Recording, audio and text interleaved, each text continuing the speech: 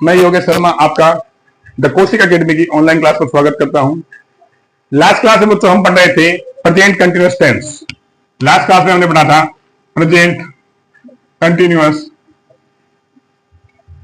Tense, जो हमारा पूरा नहीं हुआ था बच्चों। अब हम उसी से आगे बढ़ रहे हैं।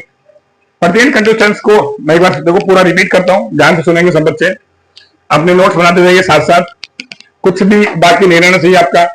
देखो हमने पढ़ा था प्रेजेंट कंटिन्यूअस टेंस में हिंदी में पहचान इसकी क्या थी बच्चों? रहा है, रही है, रही है। एडवर्ब में होता है कि आपको at this time, at present, right now, in this days, ये जो सब थी इसकी एडवर्ब थी। फिर मैंने आपको बताया था इसकी हेल्पिंग वर्ब होती है बच्चों is, am, are. Is, am, are का यूज होता है बच्चों प्रेजेंट कंटिन्यूअस में। इज का यूज हमने किया था किसके साथ? इज का यूज किया था हमने he, she, it, name. He, she, it, name के साथ हमने इज का प्रयोग किया था। एम का यूज बच्चों हमने आई के साथ किया था। और बेटा आर का यूज होता है you, we, they and plural. Plural जो भी सब्जेक्ट होंगे उनके साथ हम आर का यूज कर रहे थे। अब इसके आगे देखिए बेटा, फॉर्म ऑफ वर्ब मैंने आपको बताई थी। Form of verb first form के साथ में और आईएनजी का यूज किया था। और आईएनजी का यूज किया था, ये मैंने आपको बताया था, 4 रूल मैंने आपको बताए थे कि इनके अकॉर्डिंग हमें और आईएनजी का यूज करना है। यदि वर्ब के अंत में ई होता है तो ई को हटाकर आईएनजी लगा दिया जाता है। यदि वर्ब के अंत में कॉन्सोनेंट होता है और उससे पहले कोई सिंगल वावल होता है तो बच्चों अंतिम कॉन्सोनेंट को डबल करके आईएनजी लगा दिया जाता है।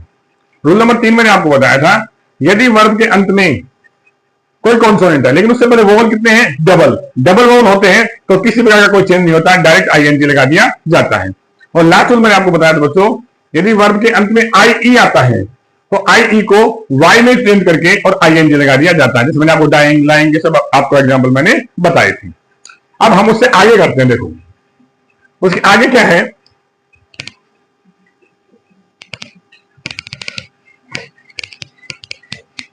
आगे जो हम कर रहे थे बच्चों उसमें क्या था,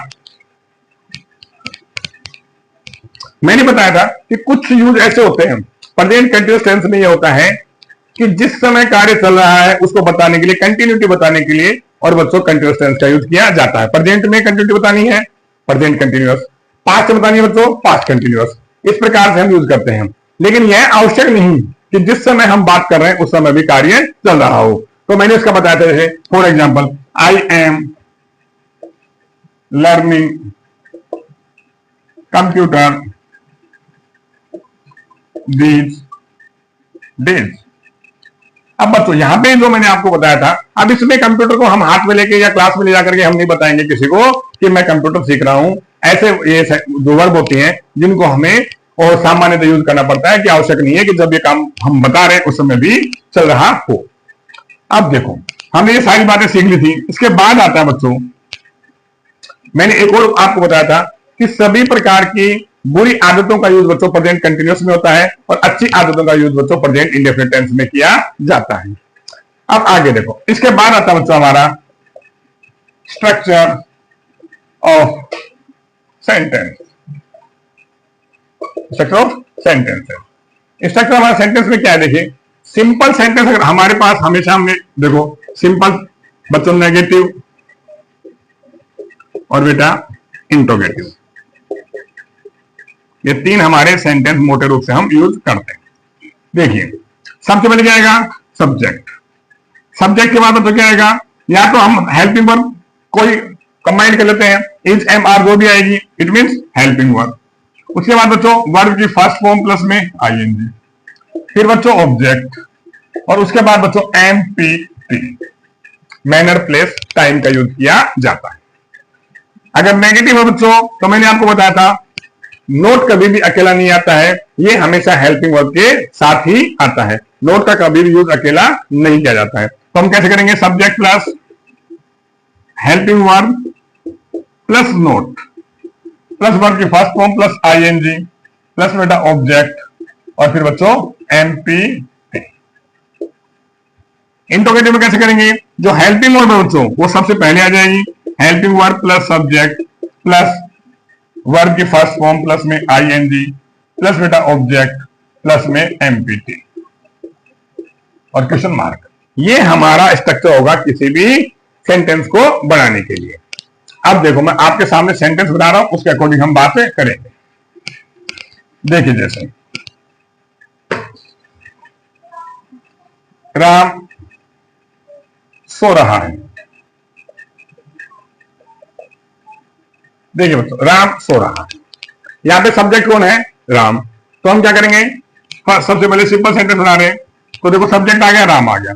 अब हेल्पिंग वर्ब, राम के साथ हमने हेल्पिंग वर्ब लगाई थी, इज एम आर। कौन सी लगाई थी हमने बच्चों? इज का यूज किया था। तो राम इज, और बच्चों क्या आ जाएगा? स्लीप आ गया, स्लीप इन सोना, वर्ब आ गई, और वर्ब के साथ बच्चों आईएनजी, राम इज स्लीपिंग। अब देखो ध्यान दीजिए, यहां पे हमने क्या स्लिप किया है और स्लिप के साथ आईएनजी लगा दिया है। बेटा ध्यान दीजिए, इसमें ऑब्जेक्ट नहीं आया, तो ये वर्ब कैसी हो गई? ये वर्ब वो वर्ब हो गई जिसे क्या कहते हैं बच्चों? Intransitive verb. ये वर्ब कैसी है? इंट्रांजिटिव। देखो जैसे वो वर्ब जिनको अपना अर्थ पूरा करने के लिए किसी ऑब्जेक्ट की आवश्यकता नहीं होती, देखो वर्ब होती है दो प्रकार की, एक होती है ट्रांजिटिव और एक होती है बच्चों इंट्रांजिटिव। ट्रांजिटिव वर्ब कौन सी वर्ब होती है? जिसको अर्थ पूरा करने के लिए और किसकी आवश्यकता होती है? ऑब्जेक्ट की आवश्यकता होती है, उसे कहेंगे ट्रांजिटिव वर्ब। और जिसको अर्थ पूरा करने के लिए ऑब्जेक्ट की आवश्यकता नहीं होती, उसे बेटा कहते हैं इंट्रांजिटिव वर्ब। अब देखो स्लीपिंग वर्ब कैसे हो गई बच्चों? इंट्रांजिटिव है, इसको अपना अर्थ पूरा करने के लिए किसी की आवश्यकता नहीं होती है। तो वर्ब जो होती है, मैंने पहले बताया था आपको, इनको वीक फॉर्म या स्ट्रॉन्ग भी कहते हैं, वीक फॉर्म, स्ट्रॉन्ग फॉर्म, ये भी वर्ब के रूप है। कैसे क्या कहेंगे इनको? देखिए, जिन वर्ब का पास्ट या बच्चों पास्ट पार्टिसिपल, पास्ट या पास्ट पार्टिसिपल बनाने के लिए, वो वर्ब जिनका पास्ट या पास्ट पार्टिसिपल बनाने के लिए डी, ईडी व टी की आवश्यकता पड़ती है। किसकी बच्चों? डी, ईडी व टी की आवश्यकता पड़ती है, उन्हें क्या कहते हैं बच्चों? आपकी वीक फॉर्म कहते हैं। ध्यान दीजिए, जैसे मैंने कहा डांस, एक वर्ब बच्चों डांस। अब हम इसका देखो क्या बनाएंगे? पास्ट बनाएंगे तो सेकंड फॉर्म बनाएंगे तो इसका आ जाएगा डांस्ड, और थर्ड भी बेटा क्या आ गया इसका? डांस्ड। इसको अपना पास्ट और पास्ट पार्टिसिपल के लिए किसकी आवश्यकता पड़ी बच्चों? ईडी की आवश्यकता पड़ गई। मैं कह दूं स्लीप, अब क्या हो गया? स्लेप्ट, और बच्चों स्लेप्ट। तो आप देख सकते हैं कि इनका रूप चेंज हो जाता है, और जिन वर्ब का रूप चेंज हो जाता है वो क्या कहलाती है बच्चों? आपकी वीक फॉर्म। सिंपल सी बात है भाई, कमजोर आदमी को सहारा चाहिए और मजबूत आदमी को सहारा नहीं चाहिए।